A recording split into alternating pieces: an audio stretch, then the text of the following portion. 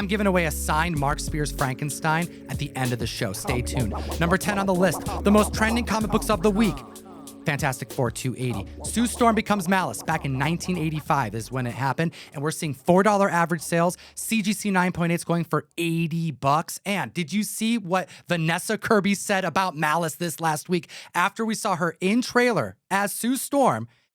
And that she's pregnant. This last week in Entertainment Weekly, she was talking about being a mother on screen and how being able to portray that power, but as well as the power of being a superhero, was a really awesome thing. It was something that she didn't feel had been done very well in the past, and she wanted to change that because she could show the malice and the negativity and the power along with the caring and kindness of being a mother. She said she was obsessed with the Malice arc in the Fantastic Four, like out of nowhere, just pulling something hyper relevant in the collectible market, largely because of Marvel Rivals, spiking this book up the week of the trailer being released. We have a lot of Fantastic Four to get to this week. Stay tuned, but I can attest over on Whatnot, I get asked about Marvel Rival variants, Jeff the Land Shark, and Malice all the damn time. An increase of copies sold of 367% this week. Number 9 on the list, brand new this week, Wolverine number 8, an open-to-order variant. This was a Daniel Warren Johnson variant, and they are selling currently for $8 average sales and a high $30 raw sale. Daniel Warren Johnson has been absolutely killing it over in the Void Rivals Transformers realm and has been one of those people that we've been talking about as an artist, interior and cover artist for multiple years. But this Wolverine cover just takes the cake. Daniel Warren Johnson is a superb artist, but he's also an amazing writer as well. It's crazy to see someone who can do both so talentedly. Well, we have Logan looking powerful with all of these arrows protruding his like native outfit, and that negative space around the head just really makes this variant pop, which is really what a open to order cover needs to have happen in order for it to take off. And it's an expensive book. I mean, $8 cover price. And this book is worth every penny of the $7.99 cover price because not only is the outside beautiful, the inside contains a backup story that is also written and illustrated by Daniel Warren Johnson. We've been making videos on YouTube for over 7 years. We're about to hit 7 years this year, every week providing the trending 10 to the comic book community. We intend to keep it going until we are in wheelchairs and old as hell. And if you want to support what we do, the best way to do it is by joining the mystery mail call, comictom.com. We pack a box with 4 to 5 comic books, a couple guarantees every month, an exclusive print, and we send it to you. Join the community, because 1 per box. This month, we're going to be sending out a Predator vs. Spider-Man ASM 316 McFarlane homage by Tyler freaking Kirkham. This is such a cool book, and I want it in my collection, and I think you do too. Link in the description down below, comictom.com to sign up. And in 7 years that we've been covering the trending list, this next IP comes and goes, and it surprises me that the community would ever be surprised to see it here. We have Godzilla #1 from 1977, the first appearance of Godzilla in a standard-sized comic book, seeing $85 average sales, $365 for a recent CGC 9.8. This book hit near $1,000 back in 2021. The book's been averaging around $400. Seeing it hit below $400 tells me only one thing, that CGC count has increased. We haven't talked about this book in a year, and since then, there's been an increase of 94 slabs that have been added to the census. It's a 188% increase in copies sold this week because Marvel is doing these variant covers where you have Godzilla and other Marvel characters, but it really shouldn't take something like this to bring this to the forefront. Godzilla is perpetually relevant. There's almost always an IDW comic book going on, but these Marvel ones are so cool, a lot of people are just thinking about them. There's a great Godzilla versus Avengers versus Dazzler. We have him versus Daredevil and Deadpool. This is really one of those things where if you are a Godzilla collector, you should be on the hunt for all of them. Let's not forget that the Godzilla sequel is still in active development since it was announced in 2024 with writer of the Shang-Chi movie, Dave Callahan. More goodness based on the trailer. Number 7 on the list, Fantastic Four number 210. 210 is freaking everywhere, dude. It is, and this one is going for $15 average sales and $284 for CGC 9.8. Is it a key? Does it have anything big to do? No, it's just a really cool Galactus cover, and I think since we saw Galactus, or at least part of Galactus, in the trailer, people are going to try and find more affordable appearances of Galactus, cover appearances of Galactus, times he shows up, just because his first few appearances are so darn expensive. An increase of copies sold of 200% because we do see a foot of Galactus like walking through the city in this universe that the Fantastic Four reside in.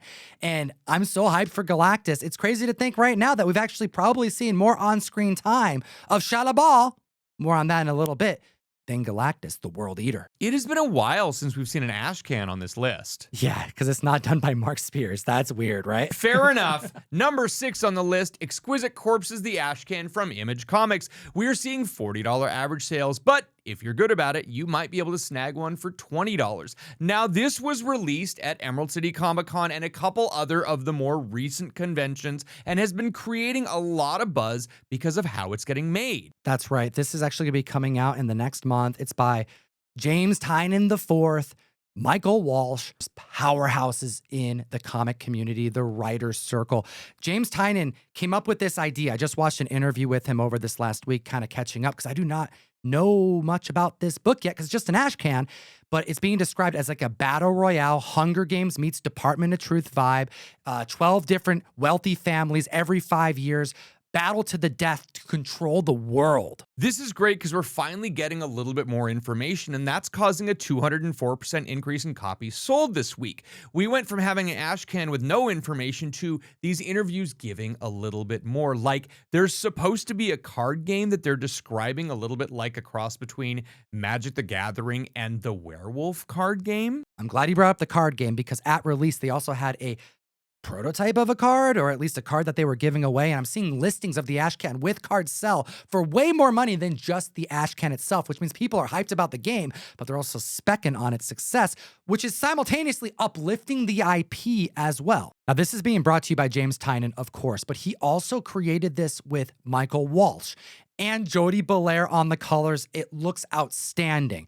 Well, a year and a half ago when this idea was pitched, he didn't just stop there. Apparently, he's going to be incorporating multiple A-list writers to not just feature in comic, but to be part of the world building. Like, he straight up mentioned in an interview that he got Pornsak Pisha's show to a summit to incorporate him into the narrative. Like, we have some crazy talent behind this event-style arc that is being described as Fortnite meets Department of Truth. If any of this excites you, you really need to move fast, because the book may be coming out on the 14th of May, but final order cutoff, the date that your shop needs to put the orders in by, is the 21st of April. Keep an eye out on the incentive variants. Alex Ekman Lawn made this just nightmare fuel of a cover, and then they got a 1 in 100 Jay Lee cover. Do you want to kick your collecting into higher gear? You need to download the Key Collector app. This list of 10 comics comes from a larger list on the Key Collector app of 20 trending comics, and you can get access to every single thing on the list by using code TOM101 for 2 free weeks of the app. I do use it every single day. As a comic shop owner and a collector, it will absolutely up your game to the next level. Every single time I go to an LCS, I see people with Key Collector out. At this most recent convention at C2E2, all of my friends had the C2E2 category out on their phone as much as they were on their phone. Like, if they were talking to somebody, sure, or they had Key Collector out and they're hunting for books. So make sure to download Key Collector Comics. This is the new Overstreet Price Guide. This right here is the new tool for you to keep up with this rapidly moving marketplace. Now, this book shouldn't be a shock to anybody, but I absolutely think the Guru called this one. Yeah, that's right. On the Hot 10, during our +2 segment where we just pick out some books you got to consider, Guru freaking called it. Number 5 on the list, Daredevil 184. $30 average sales. $142 for a CGC 9.8. This is the first team up of Daredevil and Punisher. Not when they first fight, but the first time they fight side by side. And if you saw the season finale of Daredevil Born Again, no surprise why you need to add this gunslinging Daredevil Matt Murdock to your collection. It's a 107% increase in copies sold this week, and people really do like the 183, 184 team up, because you got the Punisher on the cover of the first one and then No More Mr. Nice Guy on the second one. That's also on the Trending 20, by the way. It's great to have both of those books because you really do need both of them in your collection. But as the Guru said, I think Daredevil may need a helping hand to get out of this one. That's right. We're not going to get into the season finale. It just happened, but we want to know your thoughts in the comment section below. No spoilers, but what did you think? An increase of copies sold of 107%. And don't forget, this isn't the last time we're seeing Frank Castle. He's got his own special happening next year, being co-written and produced by John Bernthal. Which brings us to the next number on the list. On one hand, I'm disappointed. I don't have Daredevil to look forward to every single week. But now I have number 4 on the list, The Last of Us to look forward to. We have Last of Us, American Dreams, issue number 1, the first appearance in a standard-sized comic book. This is seeing $150 high average sales, and for a 9.8, $750, it appears that the book has fallen off a little bit. But I think that it's too early to make that decision because a lot of the most recent 9.8s happened before the series premiere. And if you go to eBay right now and type in Last of Us, American Dreams, number 1, 9.8, the only available copies that are on there, there's only one as of the time of this filming, is listed for $1,500. People are clearly holding their copies, hoping that what happened during the first season happens again. When we started covering this IP and this book started creeping up, it was selling for around what it's going for right now. And where did it end up? Oh, the book was crazy. There was an all-time high sale of $2,000, but we were consistently seeing it $1,500 to $1,700. Now, this book hasn't been on the list since December of 2023, and in that time, we've seen 65 more slabs. So there are more available, but only 12 more CGC 9.8s. And for such a low print book, that's really not a lot. I do think the 2 sales we saw in the last week that were below $1,000 were absolutely someone just trying to get out. But there was such a good slow burn. Last time we talked about Last of Us, when it was on the list, it was a weekly thing on the list. And every week it was creeping up and up and up. Can they match the same success that they had last time? What do you guys think? Let us know down below. Put this in perspective. There are less copies that exist of this comic book than Invincible number 1. There's just shy over 6,000 copies that were printed at release. There's an increase of copies sold of 127% in the last 7 days on low available inventory. So keep an eye on this comic. If you can get a 9.8 for under $1,000, I think you'll be happy. I think if you're selling it for under that, you're going to be disappointed because episode 1 of season 2 was so quality. They are using straight up scenes from the video game and bringing it to live action. We haven't seen anything yet.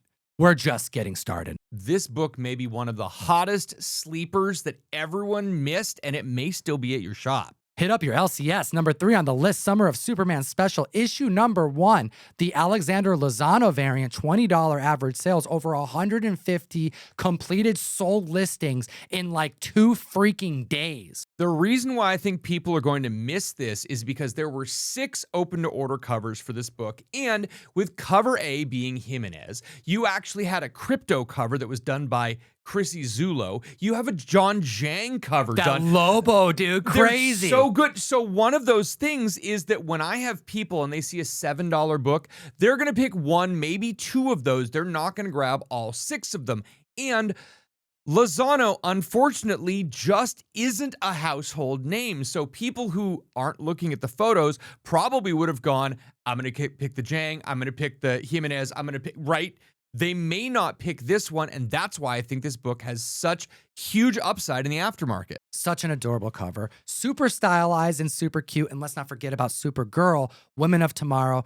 If there's no delays, coming out in mid-2026. So we have some time to spec on a character that has such a rich history in comic books that I think the collector's base is only going to explode if it gets the James Gunn treatment that we're expecting to happen across the board with all these DC IPs. Lozano may not be a name that you're familiar with, but he has been working in the trenches for both Marvel and DC for over a decade. And a lot of the more recent Marvel titles he's worked on have been Wolverine, Superior Spider-Man, Rogue the Savage Land, did a great variant cover for that, and the Namor 8-issue miniseries that just ended this past month. Great cover art, and really one of those that you should seek out if you're a fan of this book. Follow this artist over on Instagram at Alexander Lozano. Let's move on to number 2 on the list with the first appearance of Silver Surfer, the first cameo appearance of Galactus, the coming of Galactus Fantastic Four number 48. The trailer has spiked this book up, but it's selling for near average sales across the board when you compare it to the recent 12-month average. A 275% increase in copies sold this week, and you can get low-grade copies of this for $500 or less. We're seeing 2.0 and 2.5s going in the $340 to $400 range. You can get a 1.0, something super low grade, for like $350 to $390. So people are absolutely buying this and willing to buy this at a low grade because low grade better than no grade. But even if you want a mid-grade copy, you can get a 6.0 for only $1,800. And for such a major book and a major key, that is down a lot from where it was just a couple years ago. Let's focus in on this trailer. We see Sue Storm is pregnant, seemingly with Franklin Richards. We see a shot of Galactus. And we're seeing for sure that this is a world that doesn't know other heroes that we've been introduced to, because the Fantastic Four are the celebrities. They're like in a game show. They're on television. They are uplifted as the premier heroes, seemingly the only heroes in this universe. Well, this definitely explains the whole first family and the fact that we're back in the 1960s, or at least for part of the movie, and we're going to see a bunch of flashbacks. How can we have the MCU with all of these other teams and all of these other characters and Fantastic Four just get in? No, we're just going to do a prequel. And I actually think this is a really great idea because we can do a little bit of universe building and establish how big and how integral the Fantastic Four and Franklin Richards and potentially Nathaniel Richards, if that ends up being another plot line, that's a way we can get this introduced without messing up what's currently happening in the MCU. Hit the like and slap the subscribe button. We make this video every single week, and we have the #1 most trending book in the world from the year 2000, Earth X, issue number 12. Shatilov becomes Silver Surfer for the first time in this Alex Ross run with Alex Ross cover. And where are all the graded comic books? We've been talking about this book for over a year. We knew that this character was slated. There have been only 7 new copies added to the census in the last 3 months. What the hell? We found out that Julia Garner was going to be playing a female version of the Silver Surfer back in April of 2024. You have a full year on this book. How have we only seen 7 more census copies of a 9.8? 61 copies on the census right now. For every single grade across all grades since the last time we talked about this book. All right, so this right here shows that people were underestimating Shatilov Silver Surfer, and then we saw her on screen as the Cosmic Rider, and people flooded the market to try to grab a copy. I do not think you should spend $230. That's a recent CGC 9.8 sale, when you can probably acquire this for in the $30 range, high grade. Year 2000, these were books that were printed pretty well, and this is out there. Get it graded yourself, save the money, and have a double, triple, quadruple investment on your hands. A 175% increase in copies sold this week, and this is a fun book, and I think this movie is shaping up to be a fun movie. Yeah, a lot of people may not like the trailer and are just criticizing this character, but really, I think she looks good. And I really don't think that Marvel is going to give away all of their cards right now. There's going to be a good buildup. I think she's going to be just as badass as everyone wants. So don't complain now until you've actually seen the movie. I think Silver Surfer Shatilov looks great. And there is a part of me that's relieved that we're not getting Norrin Radd in this movie, because think about all the characters that we're about to meet. I mean, like, hold on. People are going to be already flaming me in the chat because the people are very pissed about this decision. But this is why I'm not pissed. We're getting Galactus. We're getting the first Marvel family. That's 4 new characters. We're getting Herbie. We're going to get Franklin Richards. You know that this world is going to have a ton of other villains that we're probably going to see. And then you want to add one of the most important Marvel characters just to be part of that roster? No, I think that is a recipe for disaster. You save Norrin Radd so that he gets his time to shine. And you know we got to see him on Battleworld. We know we got to see him in The Void. We know we got to see him in Secret Wars. Let us know what you think in the comment section down below. We do this every single week. Make sure you like and subscribe so you don't miss a single week of our insights. We appreciate your time today, as always. Geek responsibly. Enough said. And that's the end of the video. And we have 2 signed J. Scott Campbell giveaways to announce. Phone numbers ending in 0174 and 0690. Check your phones. If you want to be like these 2 members, we do weekly giveaways on the show. Go to comictom.com and join our text message group. This is how we can contact you, get your address, and send you our giveaways, and we know it's you. And as promised, I have a Mark Spears Monsters, issue number 3. Look at that Frankenstein cover, signed with that remark by Mark Spears. Amazing. Join the community. We'll give this away next week, and have a good one.